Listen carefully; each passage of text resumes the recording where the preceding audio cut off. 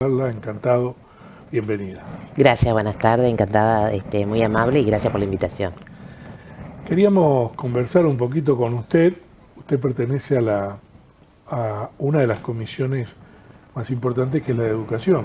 Exactamente, Es yo soy la vicepresidente. vicepresidenta porque la vicepresidencia está a cargo de la oposición. Así es. ¿Qué pasó esta mañana que no hubo, estaba programada hace mucho tiempo una interpelación a la ministra A la ministra de Educación. y no lograron quórum? Así es, la verdad que hoy creo que hay una nueva demostración de parte del oficialismo de una interpretación muy particular que tienen de la República y la democracia. Y lo digo esto en referencia a que hace muy poco sostenían, hace 2 años atrás sostenían otra manera de entender la República, y hoy parecería ser que la República, que es la red pública, la administración de lo público, y nosotros sabemos que constitucionalmente lo público en la Argentina se administra a través de la división de poderes. Parecería ser que interpretan que el Poder Ejecutivo y Legislativo es uno mismo, cuando uno coincide en su partido político. Uno puede coincidir el partido, pero el rol del legislador es totalmente otro.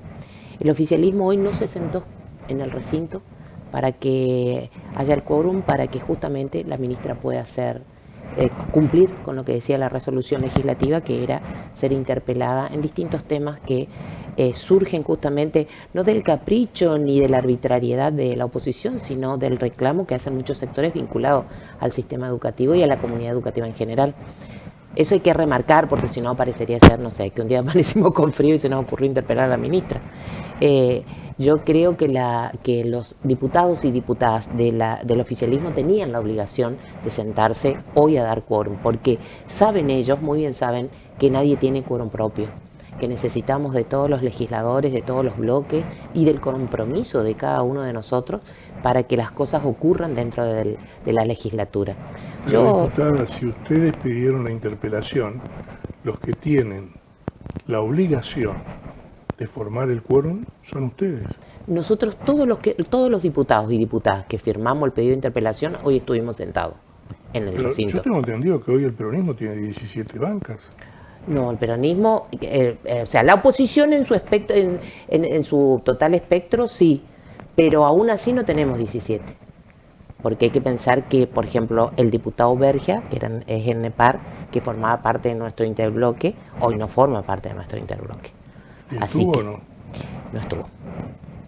No estuvo. Pero sí la mayor parte del espectro, salvo 2 diputados, el espectro de la oposición estuvo. Y los 12, que no toda la oposición firmó la interpelación a la ministra, los 12 diputados que firmamos la interpelación a la ministra, estuvimos. Es más, advirtiendo que no podía ocurrir la interpelación, advertimos y pedimos a los diputados, a todos los diputados, que se sienten en el recinto. Es decir, que la solicitud estuvo. La resolución de pedido de interpelación de la ministra fue... hace un par de meses. Y fue aprobada por unanimidad, o sea que el oficialismo la aprobó.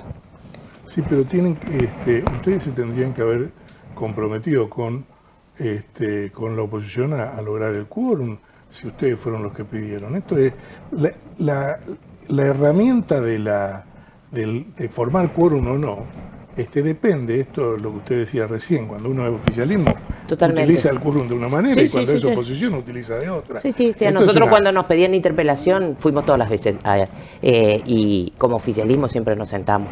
Lo digo porque yo he participado, nosotros hemos tenido 3, 4 ministros de educación que fueron sentados en la Cámara de Diputados a dar las respuestas y la explicación, o sea que sé perfectamente cuál es el rol de dar el quórum o no, y yo creo que más allá de lo que se ha trabajado para acordar, porque acuerdos hubo, porque por eso salió la resolución, por eso se trabajó.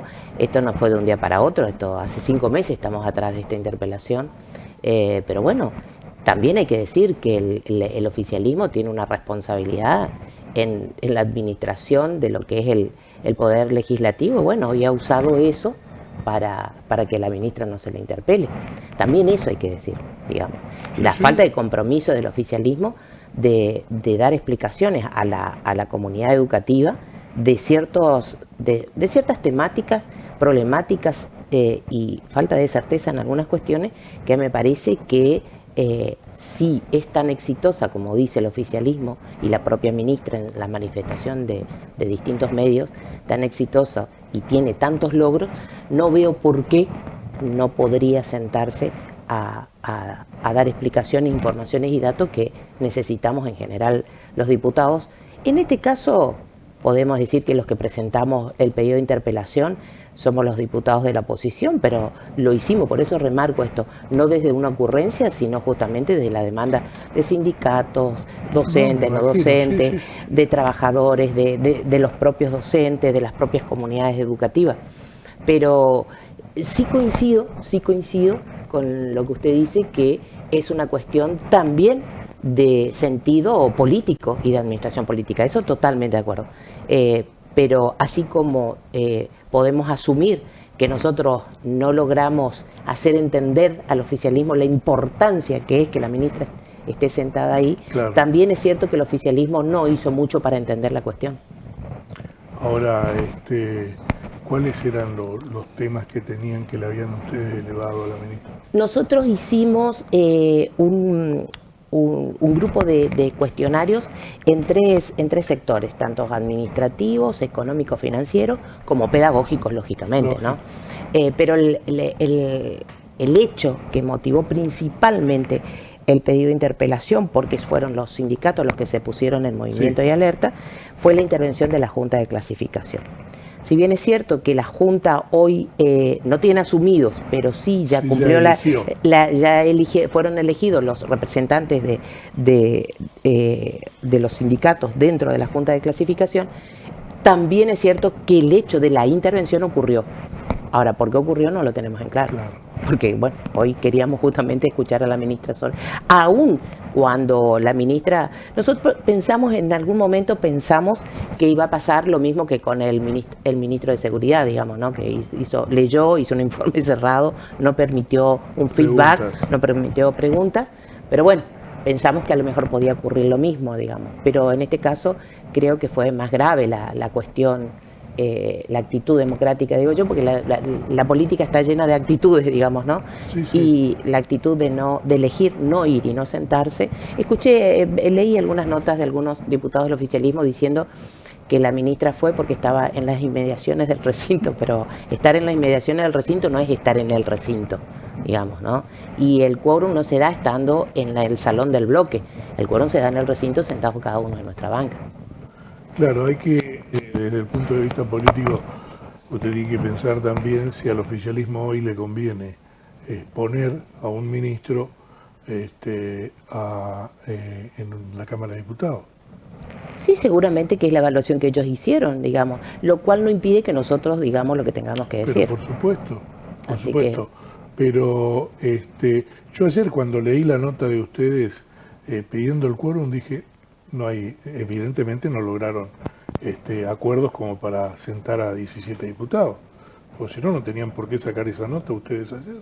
Y porque ya teníamos ciertos datos de que el oficialismo estaba en esa temática, pero bueno, uno siempre en la política lo último que se pierde es las esperanzas, ¿no? Uno hasta el último momento creía que había voluntad de que la ministra se siente a dar la información requerida. Por eso digo, aún con el informe cerrado o que a nosotros a lo mejor no nos conforma, pero lo cierto es que la ministra no tuvo voluntad de ir a dar explicaciones. Tampoco cabe, para mí no cabe tampoco o por lo menos no es un argumento serio y sólido decir la ministra no se sentó porque no había quórum. La ministra se tendría que haber sentado y haber esperado qué pasaba, digamos. Pero bueno, son estrategias, es el juego político. Lo que sí queda claro es que a la comunidad le queda sabor a poco, que evidentemente tenía la expectativa de que la ministra se siente con los legisladores, y también a mí me parece que baja la calidad democrática hacia adentro del Poder Legislativo, porque los legisladores del oficialismo también tendrían que pensar que son ante todo legisladores y que los poderes deben ejercer una cierta independencia. Justamente ellos muchas veces se quejaban de eso cuando eran oposición. Bueno, entonces la doble vara política, ética, administrativa, a veces hace que el arco se esté corriendo todo el tiempo. La verdad que sea muy difícil esto que justamente usted destaca, ¿no? De lograr los acuerdos, los consensos. No va a haber otra. Cuando nosotros justamente sacamos la resolución por unanimidad, para nosotros fue un buen gesto democrático. Bueno, hay predisposición a que las cuestiones acontezcan, pero bueno, este es justamente el juego político. No va a haber otra porque si hoy, que usted lo remarcó, ¿no? No todos están dentro de los bloques, o sea, si uno a priori cuenta la cantidad de la conformación hoy de la Cámara, dice 17 que entraron con el peronismo y 15 que entraron por la oposición. En este caso hoy son oficialismo, 15 y 17 quedaron del otro lado. Pero evidentemente tampoco pudieron sentar a quienes fueron aliados de ustedes. Y sí, el caso de Bergia, por ejemplo, del diputado Bergia. Así es. ¿Quién más faltó? Faltó el diputado Atlandón Cheruk y Gladys González, de Primero Chaco. ¿Atlandón Cheruk no fue? No estuvo. Yo tengo una crónica donde están declaraciones de él hablando en minoría. No, bueno, yo eso no puedo. Digo lo que aconteció, digamos. Bueno, ¿cómo está evaluando usted como vicepresidente de la Comisión de Educación precisamente el sistema educativo, el trabajo que están haciendo desde el Ministerio? Y la verdad que a uno le quedan muchas dudas, ahora más todavía, muchas dudas. Nosotros las hemos invitado a la ministra, yo inclusive en mi rol de vicepresidenta la invité a la ministra a venir a la comisión antes de ser interpelada, antes de llegar a la instancia de la interpelación. Se han pedido ciertos informes, no es fluido, inclusive no es fluido para el oficialismo, para los legisladores oficialistas, no es fluida la relación, es por lo menos lo que uno nota con el Ministerio de Educación. Uno que ha estado en gestión y que sabe algunas cuestiones, ve cierto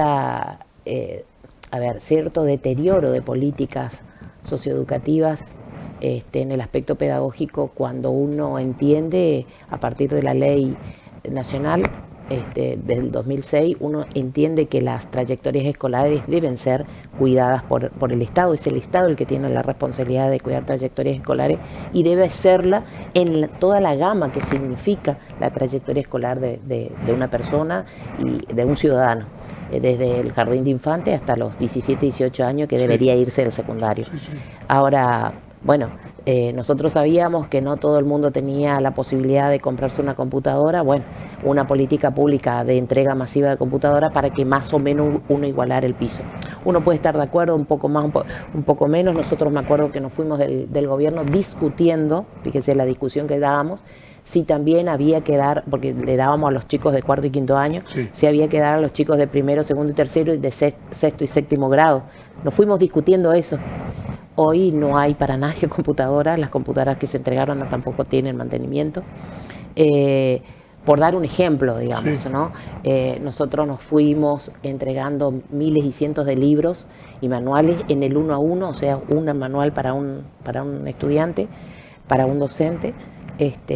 Hoy no sabemos, porque justamente era lo que queríamos con la ministra, obtener el dato duro de la entrega de libros y cómo se estaba, porque una cosa es manifestar y decir, ahora los chicos aprenden más o leen mejor, y otra cosa es mostrar los datos, contrastar datos, no opinión, digamos, ¿no? No, los datos son tremendos. Entonces, si uno se lleva por las pruebas que se hicieron, son tremendos. Sí, yo de todos modos tengo mis reparos y reservas con las pruebas estandarizadas, digamos, porque las pruebas estandarizadas, el chico de Mendoza, el chico del Chaco, el chico de Cava y el chico de Córdoba, todos responden a las mismas preguntas y a los mismos estándares, por ahí es descontextualizada. Pero más allá de eso, que es una cuestión más técnica de los pedagogos, digamos, que tenemos esos reparos, yo lo que quiero entender a veces es por qué la ministra dice, ahora sí leen los estudiantes, cuando son los mismos docentes. Nosotros tenemos un promedio de entre 15 y 10 años de los docentes que están más o menos. La mayoría de los docentes en este momento en el sistema educativo tienen entre 15 y 10 años. Es decir, hace 15, 10 años son los mismos docentes. Entonces, el mismo docente que enseña ahora a leer era el que enseñaba hace 5 años, hace 10 años. ¿Se entiende? Justamente por eso una de las cosas que también los sindicatos habían pedido incorporar dentro del temario era el tema de esta nota que llegó, notificación a muchos docentes para que se jubilen. Es decir, que tenemos un buen cuerpo dentro del colectivo docente que son los mismos que enseñan a leer y a escribir hace buen tiempo, digamos. Entonces no es una cuestión de gobierno, de tiempos, digamos, de gestión gubernamental, sino que tiene que ver con procesos. Nosotros cuando en el 2006-2007 se llega al gobierno, la provincia del Chaco tenía casi 5 puntos de analfabetismo. Nos fuimos con 2,5 puntos menos, que parecen poco, pero en una problemática como el analfabetismo es fundamental, es muchísimo, digamos. Y la educación, el sistema educativo formal tiene una característica muy particular que los que hemos estado en gestión, y además nos dedicamos a estudiar el tema. El sistema educativo formal es un sistema como la casa, digo yo. Parezco la derecha haciendo esa analogía simple, pero una casa, uno todo el tiempo tiene que pintar una pared, arreglar el techo, fijarse que la puerta no arrastre, un picaporte, porque la vive cotidianamente. Entonces, si vos decís, bueno, recién está arreglando el picaporte, que no tenía picaporte, no, tenía picaporte, lo que pasa es que se usa mucho esa puerta. Entonces, en este sentido, el sistema educativo, cuando uno a veces es tajante y categórico en hacer algunas manifestaciones y sostener algunas cuestiones en educación, la verdad que uno puede pecar de simplificar algunas cuestiones que son muy complejas. El otro día nosotros tuvimos una discusión muy fuerte en la Comisión de Educación con el tema del Plan Fines. Estábamos queriendo pedir información sobre cómo seguía la cuestión del Plan Fines y una diputada se refirió al Plan Fines como, bueno, con esta cosa, ¿no?, que tiene la costumbre del oficialismo actual, que era oposición en su momento, de opinar de algunas cuestiones livianamente, que a uno a veces le duele, digamos, ¿no? Que parecería ser que toda la gestión anterior, todos eran corruptos, todos eran haraganes, todos eran irresponsables, y no es así, no fue así, y eso hay que sostenerlo, porque si no esto no se sostenía. Entonces, yo le digo, el Plan Fines tiene que ver justamente con un programa y un plan que se hizo, porque también es cierto que en la década de los 90, justamente cuando también hubo una arremetida neoliberal, mucha gente quedó fuera del secundario. Fueron los jóvenes de entonces que dejaron el secundario. Cuando nosotros subimos nos encontramos con un montón de adultos sin título secundario y por eso fue que el Estado, justamente asumiendo que tiene la responsabilidad y la obligación de custodiar un derecho como es el de la educación, bueno, pensó distintas estrategias para ver cómo se le daba el título secundario a estos adultos que habían dejado, no que habían dejado todo el secundario. Nosotros nos encontrábamos con muchos adultos que habían dejado debiendo materias de cuarto, quinto año. Entonces, ¿dónde están los adultos? Generalmente están en el trabajo, por eso había muchos planes fines que funcionaban en las municipalidades, en los sindicatos. No porque funcionaba en un sindicato quiere decir que había nada espurio, sino justamente porque ahí estaba la gente adulta que no tenía título secundario. Entonces, por ahí, opinar livianamente de algunas cuestiones muestra un grado de irresponsabilidad. Yo fui mucho tiempo directora de formación docente en las otras gestiones y uno puede decir, yo no estoy de acuerdo con la metodología, no estaba de acuerdo con el contenido. Ahora, decir vuelven las capacitaciones docentes es una manipulación de la información. No puede volver lo que siempre estuvo. Capacitación docente siempre hubo. Ahora, puede decir el gobierno actual, no, nosotros vamos a dar otros temas, vamos a usar otra metodología, de otra manera, pero perfecto, pero no decir vuelven las capacitaciones docentes porque nunca se fueron. Diputada, yo le agradezco muchísimo esta participación aquí en Ciudad Televisión. Preguntarle, por último, si van a volver a insistir en una nueva interpelación o esto ya queda... Y va a estar difícil, lo cual no quiere decir que estemos convencidos de que este es el camino, digamos, ¿no?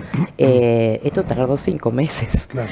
Encima en un año electoral se complica el funcionamiento de algunas comisiones sobre todo, pero por supuesto el convencimiento y y sobre todo la responsabilidad y el compromiso que tenemos para dar respuesta a los sectores que nos vienen a hablar, que nos piden a nosotros los legisladores y legisladoras, nos piden respuesta. Así que en torno a eso supongo, y con este trabajo pendiente, como usted bien dice, de la oposición y del espectro de todo lo que es las fuerzas nacionales, populares, el peronismo, el panperonismo, de tener el compromiso suficiente como para ir logrando lo que tenemos que lograr. Eso también es una tarea pendiente hacia adentro también. Le agradezco mucho, ¿eh? No, Muy gracias, amable. gracias a usted.